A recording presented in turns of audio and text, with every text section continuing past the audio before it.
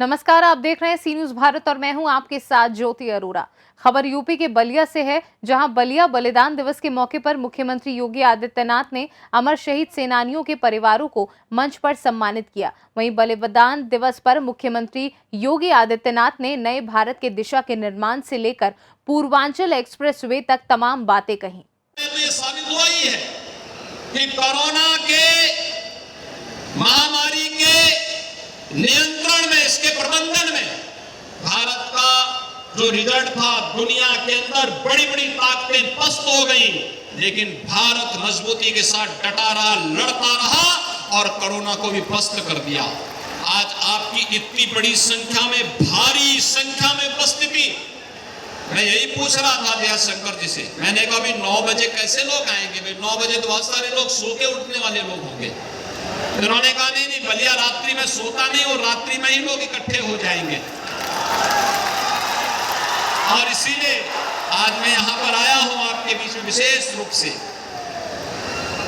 यह आजादी का अमृत महोत्सव है, अच्छे आयोजन के साथ जुड़ना है, अच्छा कार्यक्रम बनाना है और विकास के बारे में सोचना है। आज आप देख रहे होंगे जितना 8 वर्ष में प्रधानमंत्री मोदी जी के नेतृत्व में गरीब कल्याणकारी और शासन की योजनाओं का लाभ बिना भेदभाव के समाज के प्रत्येक तबके को मिला, बिना भेदभाव के सबको शौचालय, हर गरीब को आवास, हर गरीब को राशन, हर गांव जिसमें आज तक बिजली नहीं पहुंची वहां बिजली पहुंचाने का काम करेंगे।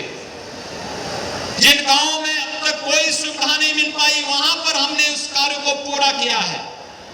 कोई कारण नहीं कि अगर कोरोना जैसी महामारी को मात देकर के हम लोग आज देश के अंदर 200 करोड़ वैक्सीन की डोजेस देश के अंदर फ्री में उपलब्ध कराने में सफल हुए हैं, कोई कारण नहीं कि आने वाले समय में भारत दुनिया के अंदर नेतृत्वकर्ता के रूप में क्यों न होगा।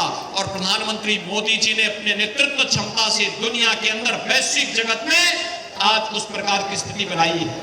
हम सब प्रधानमंत्री मोदी जी के नेतृत्व में एक नए भारत के निर्माण की दिशा में कार्य करें और इस दिशा में हम लोग बेहतरीन प्रयास करें।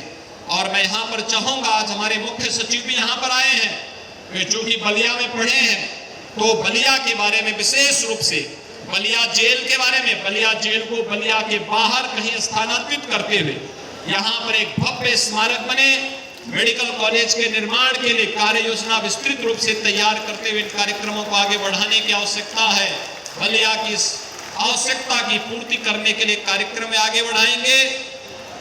परिवहन मंत्री आप ही के यहाँ के हैं इस समय तो, और परिवहन मंत्री इसीलिए बने हैं जिससे बलिया से लखनऊ की दूरी को निरंतर ये कम करते रहे।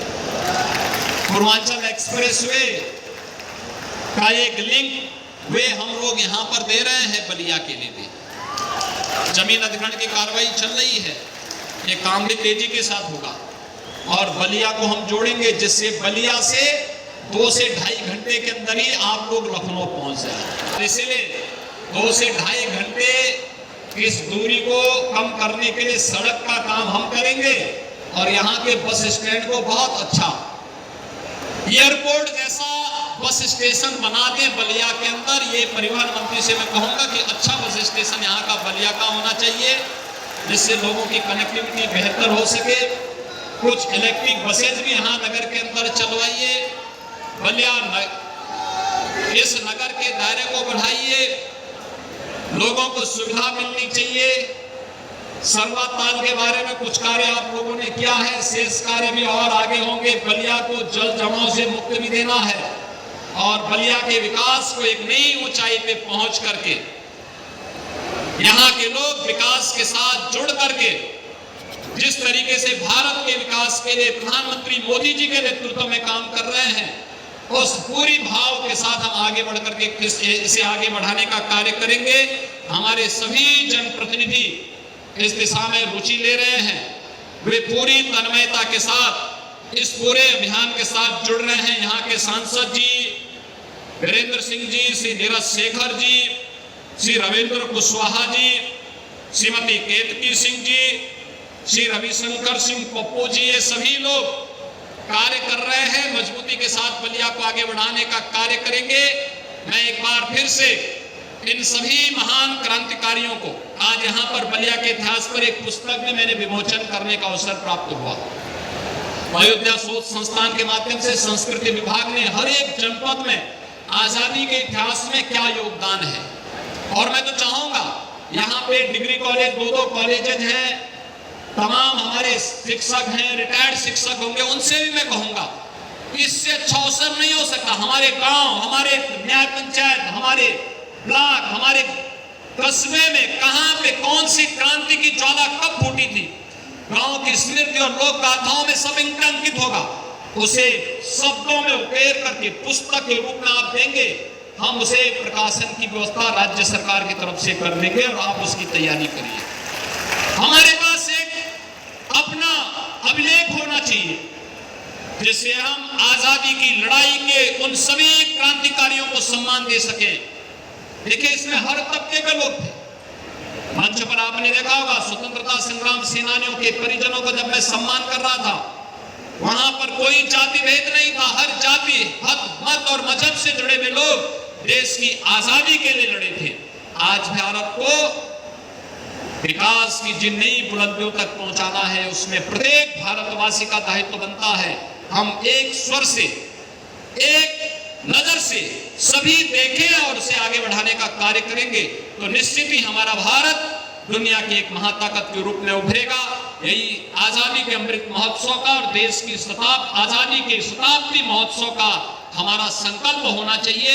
मैं आज के इस अवसर पर अपने सभी महान क्रांतिकारियों को, जिन्होंने देश की आजादी के इस आंदोलन में बलिया बलिदान दिवस के अवसर पर अपने आप को बलिदान दिया, नेतृत्व दिया, उन सबको एक बार फिर से आज जन्माष्टमी के इस पावन पर्व पर, बलिया बलिदान दिवस के इस पावन अवसर पर उन्हें कोटि कोटि नमन करते हुए उन्हें सत सत वंदन करता हूं, उन्हें विनम्र श्रद्धांजलि अर्पित करता हूं।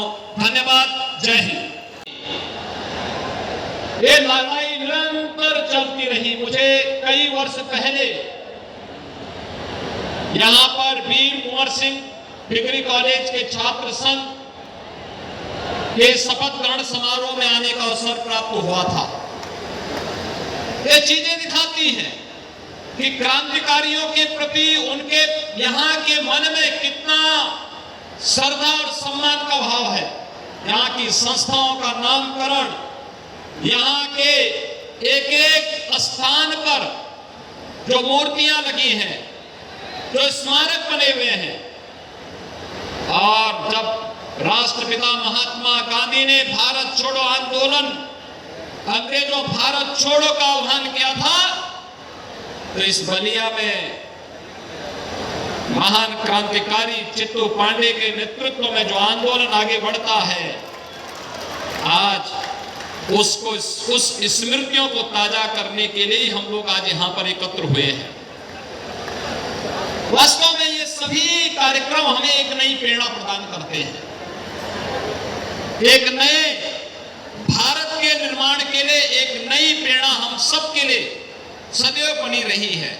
और इसी धरती पर आजादी की इस लड़ाई में भाग लेने वाले उन सभी क्रांतिकारियों ने, जिन्होंने 1942 में तो बलिया ने अपने आप को एक स्वतंत्र राष्ट्र घोषित कर दिया था, और तात्कालिक आवश्यकता के लिए श्री चित्तू पांडे जी को जिलाधिकारी बना दिया गया था। श्री महानंद मिश्र जी को यहाँ के पुलिस अधीक्षक के रूप में तैनाती दी गई थी, और उन्होंने कई दिनों तक बलिया की व्यवस्था को चला। उनके पास उस समय वास्तव में बलिया के लोग पीड़ितों से लड़ रहे थे, यानी उनके पास लड़ाई के लिए हल था, कुदाल था, फावड़ा था, गैती था, यही लेकर के लोग आए थे। 50,000 की संख्या में एकत्र होकर के बलिया की जेल पर धावा बोल करके, और उस समय उन्होंने उन क्रांतिकारियों को जन दबाव के सामने, क्रांतिकारी जेल के बाहर आ जाएं, ये अपने आप में एक मिसाल थी। और उसमें श्री चित्तू पांडे जी को, श्री राधा मोहन सिंह जी को और उस समय के श्री विश्वनाथ चौबे जी को अंग्रेजों को उस समय जेल से रिहा करना पड़ा था और बाद में फिर चित्तो पांडे जी को यहाँ का जिला कलेक्ट्रेट घोषित करते हुए, महानंद मिश्र जी को पुलिस अधीक्षक घोषित करते हुए यहाँ पर एक अस्थायी सरकार का संचालन इनके नेतृत्व में निरंतर आगे बढ़ता रहा।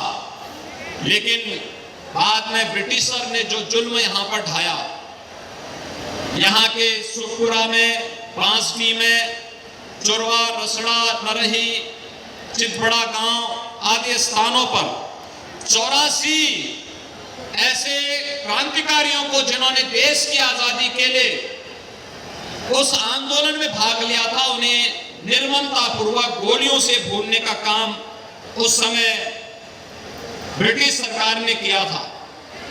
चित्तो पांडे जी को, महानंद मिश्र जी को, राधा मोहन सिंह जी को, जगन्नाथ सिंह जी को, रामानंद पांडे जी को, राजेश्वर त्रिपाठी जी को, उमा शंकर जी को, विश्वनाथ मर्दाना जी को, विश्वनाथ चौबे जी को, इन्हें ब्रिटिश हुकूमत ने फिर से जेल में डाल दिया था। और ये जो बलिदान था, ये जो त्याग था, यह बलिया को एक नई पहचान देता है। बलिया यहीं पे चुप नहीं बैठा। देश की आजादी की लड़ाई के बाद हर एक गोट विकास के बारे में लोग चिंता करने लग गए। मैंने देखा कि वह अपनी तन्मयता के साथ, अपने आप, अपने भाव के साथ बलिया अपने जीवन को अपने आप बढ़ाता रहा। ये बलिया वास्तव में कितना यानी पौराणिक स्थल है। एक तरफ से मां गंगा आती है, एक तरफ से मां सरयू आती है, उसके संगम के तट पर बसा है बलिया। अपने आप में एक पौराणिक और पवित्र स्थल का प्रतीक है और ये वही पवित्रता यहाँ के भावों में क्रांति के रूप में झलकती है। जब इस देश के आजादी के बाद जब भारत के संविधान के गले को, लोकतंत्र को दबा करके कुचलने का कार्य कुछ लोगों ने किया था, तब भी बलिया ने ही हुंकार भरी थी और स्वर्गीय श्री जयप्रकाश जी के नेतृत्व में इस लड़ाई को आगे बढ़ाने का काम किया। उस पूरी लड़ाई में स्वर्गीय चंद्रशेखर जी का योगदान अविस्मरणीय है। एक नेतृत्व की क्षमता और उसकी कसौटी क्या हो सकती है? व्यक्ति के लिए नहीं, अपने परिवार के लिए नहीं, अगर एक आम नागरिक के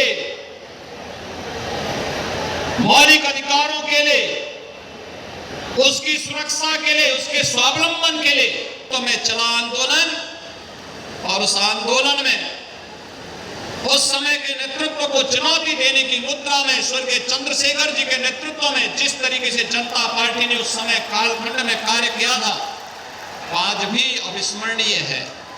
और भाइयों बहनों, इसीलिए आज मैं बलिया में आया हूं। यह आजादी का अमृत महोत्सव है। 12 मार्च 2021 को प्रधानमंत्री मोदी जी ने साबरमती आश्रम गुजरात से देश की आजादी के अमृत महोत्सव के 75 सप्ताह के कार्यक्रम को आगे बढ़ाया था और 75 सप्ताह का एक कार्यक्रम आजादी के अमृत महोत्सव के साथ तो संपन्न हुआ। इसे एक वर्ष और 15 अगस्त 2023 तक तो अभी बढ़ाया गया है, लेकिन प्रधानमंत्री जी ने हमारे सामने कुछ संकल्प रखे हैं। आपने प्रधानमंत्री जी के 15 अगस्त यानी अमृत महोत्सव कार्यक्रम के उद्बोधन को सुना होगा।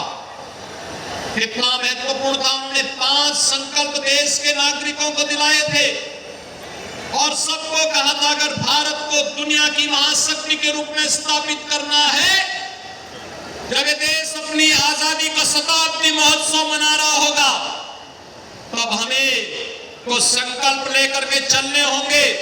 हर व्यक्ति अपने कर्तव्यों का पालन करते हुए अगर आगे बढ़ जाएगा कोई कारण नहीं भारत दुनिया की एक महाशक्ति के रूप में स्थापित न हो जाए, और इसके लिए विकास के बारे में हमें सोचना होगा और कहीं भी गुलामी की कोई निशानी न रहे, इस संकल्प को अपने जीवन में अंगीकार करना होगा। अगर हम सब अपने अपने कर्तव्य पथ पर आगे बढ़ करके कार्य करना प्रारंभ कर देंगे तो भाइयों बहनों कोई कारण नहीं कि हम भारत को दुनिया की सबसे बड़ी महाशक्ति के रूप में स्थापित न कर दे। बलिया से सीनू संवाददाता आनंद दुबे की रिपोर्ट। फिलहाल इस खास खबर में बस इतना ही। देश और दुनिया की बाकी खबरों के लिए आप देखते रहिए सी न्यूज़ भारत।